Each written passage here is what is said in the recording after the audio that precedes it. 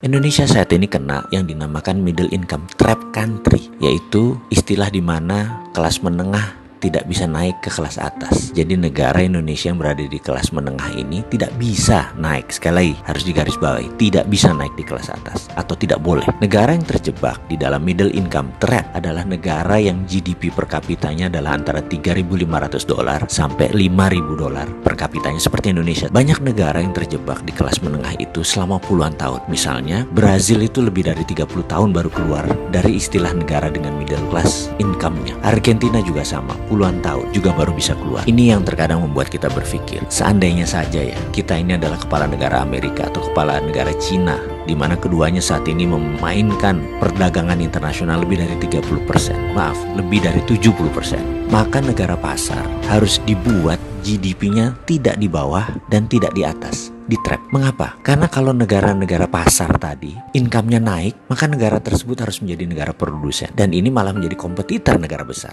Nggak boleh. Jadi nggak boleh negara tersebut jadi produsen. Kalau negara tersebut miskin, misalnya GDP-nya di bawah 1.000 per kapita, mereka nggak mampu beli barang Cina dan beli barang Amerika. Dan kedua negara itu nggak mau membuat negara tersebut miskin. Makanya negara-negara market harus dijebak di tengah. Cara trapnya bagaimana? Dan mengapa harus di trap atau dijebak? Biasanya negara yang berpenduduk besar yang dijebak di tengah oleh negara kapitalis. Caranya dengan jangan jadikan mereka negara produsen dan manufaktur. Kedua, jangan jadikan mereka swasembada pangan. Terakhir, jangan mereka bisa mengendalikan energi. Ada sebuah perkataan dari Menteri Luar Negeri Amerika dulu namanya Henry Kissinger. You control the food, you control the people.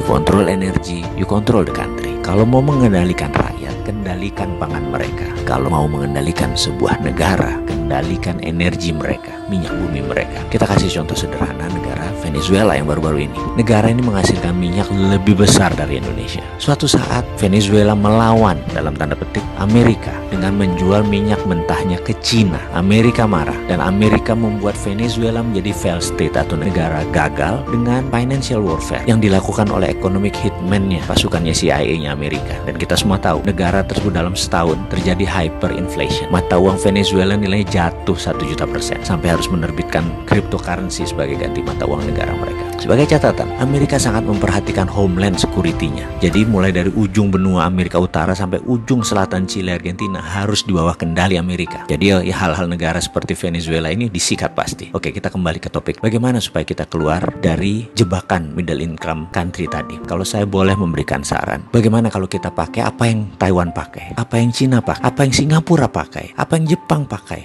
waktu di trap dulu, yaitu dengan TINA. Pasti paham kan, wahai pengelola negara, paham TINA.